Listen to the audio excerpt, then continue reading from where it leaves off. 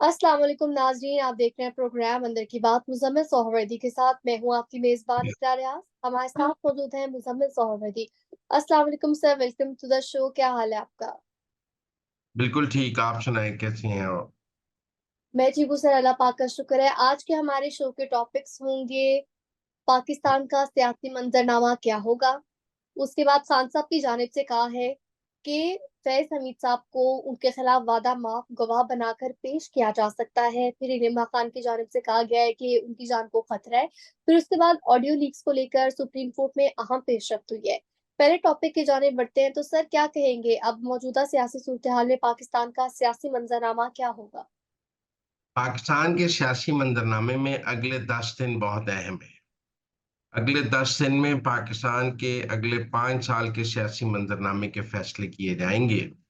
General फैज़ की गिरफ्तारी तो पहला मरहला था जो फ़ौज ने सर किया और अपने सर एक जर्नैल को जो डीजीआईएसआई भी रहा है उसको पकड़ा, उसका फील्ड कोर्ट मार्शल शुरू किया। लेकिन अब सवाल ये है कि उसके साथ जो गैर फ़ौजी लोग इस सारी साजिश में मुलव्वस थे उनका क्या किया जाए? सबसे बड़ा सवाल उन जजेस का है जो जनरल फैज़ के साथ मिलकर साजिश कर रहे थे। तो फ़ौज अपने जर्नैल को तो सज़ा दे देगी, लेकिन उसके साथ साजिश में जो लोग बाकी शरीक हैं, उनको कैसे सज़ा दी जाए? इसलिए इस पर पाकिस्तान में बड़े फैसले होने जा रहे हैं और वो जनरल फैज़ के साथ मिलकर कुछ साजिश बना रहे थे, उनमें हाज़िर सर्विस जज भी शामिल हैं। और उनकी और जनरल फैज़ की कम्युनिकेशन भी फ़ौज को मिल गई है कि उनके और जनरल फैज़ के दरमियान क्या मैसेजेस होते रहे, क्या एक-दूसरे के साथ प्लानिंग करते रहे। क्योंकि अभी अमली तौर में पाकिस्तान में ऐसा कोई कानून नहीं है, जिनसे इन जजेस के खिलाफ कार्रवाई मुमकिन हो सके। फौज ने तो अपने सर्विंग और नॉन सर्विंग रिटायर्ड सबके खिलाफ कार्रवाई शुरू कर दी।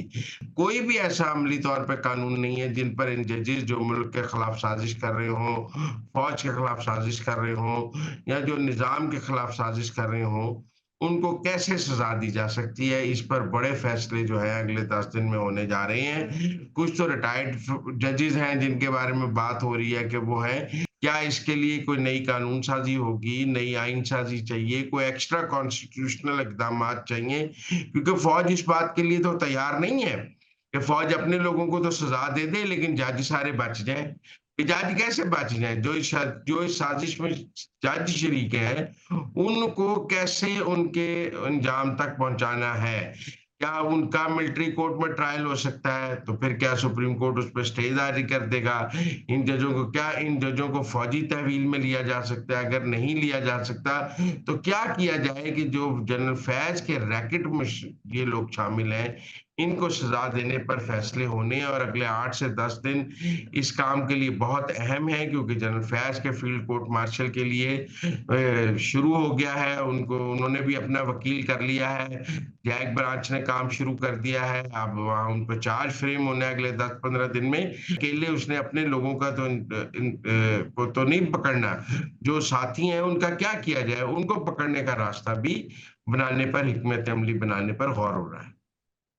सर आगे बढ़ेंगे, कुछ बात करेंगे। मानी पीटीआई की जानिब से कहा गया है कि जनरल रिटायर फैज़ हमीद को उनके खिलाफ वादा माफ गवाह बनाया जा सकता है। फिर इलिमा खानम की जानिब से भी कहा गया कि खान साहब को जान से मारा जा सकता है। तो इस मुतालिक क्या कहेंगे? लेकिन ना जी कल तक तो इमरान खान कह रहे थे मुझे फैज़ की गिरफ्तारी से कोई फ़र्क ही नहीं पड़ता है। मेरा इस मामले से कोई ताल्लुक ही नहीं है। और ये फ़ौज का अंदरूनी मामला है। फैज़ एक असासा था लेकिन उसको ज़ाया कर दिया गया। लेकिन मेरा इस मामले से कोई ताल्लुक नहीं है। मुझे फैज़ की गिरफ्तारी से क्या फ़र्क पड़ता है? मैं कोई फैज़ की गिरफ्तारी से कोई डरता नहीं हूँ। कल तक ये कह रहे थे ना, 24 घंटे में क्या हुआ है? 24 घंटे में परेशानी का ये आलम है कि आपको ये भी लगने लग गया है कि फैज़ आपके खिलाफ वादा माफ़ गवाह हो जाएगा। भई आपने और फैज़ ने मिलकर कोई ऐसी साज़िश की है ना कि आपको डर है कि वो वादा माफ़ गवाह हो गया तो आप पकड़े जाएँगे। यकीनन इमरान खान और फैज़ ने मिलकर कोई तो फ़ौज के खिलाफ साज़िश की है ना जिस पर अब आप कह रहे हैं कि अगर फैज़ मेरे खिलाफ वादा माफ़ गवाह हो गया तो मुझे भी मिलिट्री कोर्ट में ट्रायल का सामना होगा। फ़ौज के खिलाफ साज़िश, रियासत के खिलाफ साज़िश, इसके ऊपर तो मिलिट्री कोर्ट में आप अगर ये इल्ज़ामात फैज़ पर हुए और इमरान खान इस साज़िश में शरीक हुए, तो उनका भी मिलिट्री कोर्ट में जाया जा सकता है। मुझे लगता है कि इमरान खान अब खौफ का शिकार है। मैंने पहले भी कहा था कि जिस दिन उन्होंने कहा था कि मैं डरा नहीं हूँ, उस दिन वो डर चुके थे और आज तो डर बहुत अयां हो गया और उनकी गुफ्तगू से साफ नज़र आने लग गया कि उनको नज़र आ रहा है कि फैज़ की गिरफ्तारी से उनके उ उन वो भी फिर फ़ौज की तहवील में जा सकते हैं और उन्हें सबसे बड़ा डर है कि कहीं फैज़ उनके खिलाफ वादा माफ़ गवाह ना बन जाए। भई वादा माफ़ गवाह तो वही बनता है ना जो आपके साथ शरीके जुर्म हुआ हो। जो शरीके जुर्म ही नहीं वो आपके खिलाफ वादा माफ गवाह कैसे हो सकता है? आपने तोशाखाना से घड़ियां बेची तो लोग आपके खिलाफ वादा माफ गवाह हुए। आपने निकाह पर निकाह किया तो ओन चौधरी आप पर वादा माफ गवाह हुआ और अब आपको फैज पर शक है कि फैज भी आपके खिलाफ वादा माफ गवाह हो जाएगा। मुझे लगता है कि फैज साहब जो अगर अपनी सजा कम कराने के लिए इकबाल जुर्म करेंगे भी या उन पर जुर्म फील्ड कोर्ट मार्शल में शामिल साबित होता भी है तो जुर्म साथ इमरान खान पर भी साबित हो सकता है। इसीलिए उनके फौजी तहवील में लिए जाने की बातें हो रही हैं और इमरान खान को खतरा नजर आ गया है कि उन्होंने और फैज ने आपस में जो कम्युनिकेशन की है जिसका एक गवाह तो वो डिप्टी सुपरिटेंडेंट अकरम भी है जिसके जरिए ये पैगाम रसानी होती थी उसने भी सारा कुछ बक दिया है और वो भी बता रहा है कि कैसे कैसे पैगाम एक दूसरे को दिए जाते थे और कैसे कैसे वो बात कराता था। तो मेरे ख्याल में तोते उड़ गए हैं खान साहब के और उन्हें अपना अंजाम नजर आना शुरू हो गया। जहां तक जी। अलीमा खान की बात है, अलीमा खान की गुफ्तगू से भी डर और खौफ बिल्कुल नजर आ रहा था। एक तो देखे ना जी इमरान खान जेल में है उन्हें एलिमिनेट कैसे किया जा सकता है?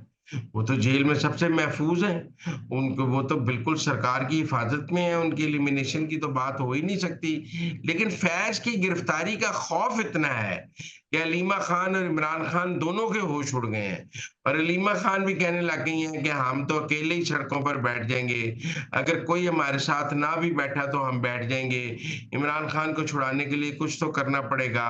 उनकी तहरीक इंसाफ से नाउमीदी भी नजर आ रही थी और उन्हें अपना अंजाम भी क्लियर नजर आ रहा था।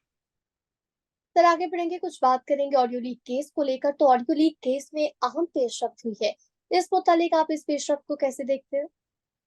देखिए अदालत का काम तफ्तीश रोकना नहीं है। अदालत कभी भी तफ्तीश में मुदाखलत नहीं करती।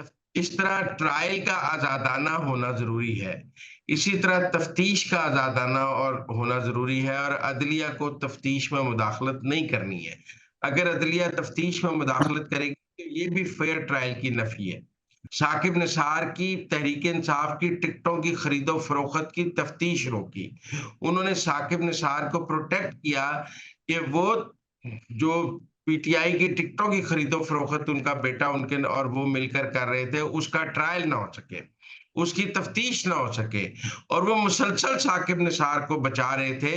अब तो खैर ये फैज के उस सारे धंधे में भी साकिब निसार का नाम आ गया है। फिर बाकी भी जो जितनी ऑडियोज थी उनकी तफ्तीश होनी भी जरूरी थी और बाबर सत्तार साहब केस को इस तरफ ले गए कि ऑडियो रिकॉर्ड कैसे हुई है। वो ये जुर्म जो हुआ है टिकटों की खरीदो फरोख्त जजों की खरीदो फरोख्त की जानब आ ही नहीं रहे थे कि वो तफ्तीश रोके हुए बैठे थे और वो बिल्कुल प्रोटेक्ट कर रहे थे। देखिए ना ये तो ऐसे ही है जैसे किसी जगह खुफिया कैमरा लगाओ, मैं कहता हूँ जी एजेंसियों में लगाया हो और वहां कत्ल हो जाए और उसकी फुटेज आ जाए, कल को कातिल ये कहे कि देखिए जी ये खुफिया कैमरे से मेरी फुटेज रिकॉर्ड की गई है तो पता लग गया कि मैंने कत्ल किया है। अगर ये कैमरा एजेंसियों ने ना लगाया होता तो किसी को पता लगता है कि मैंने कत्ल किया है।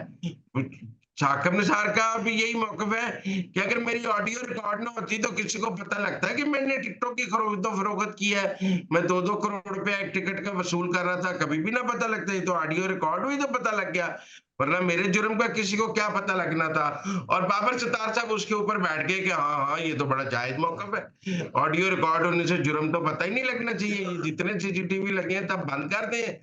और सुप्रीम कोर्ट ने आज बिल्कुल फेयर फैसला किया है कि आप जो तफ्तीश हुकूमत करना चाहती है वो कर ले, उसके बाद ट्रायल तो अदलिया के पास ही आना है। जिस जज के ऊपर जो इल्जाम होगा, जो ऑडियो टेप में इल्जामात होंगे, उसका ट्रायल तो अदलिया ने सुनना ही सुनना है।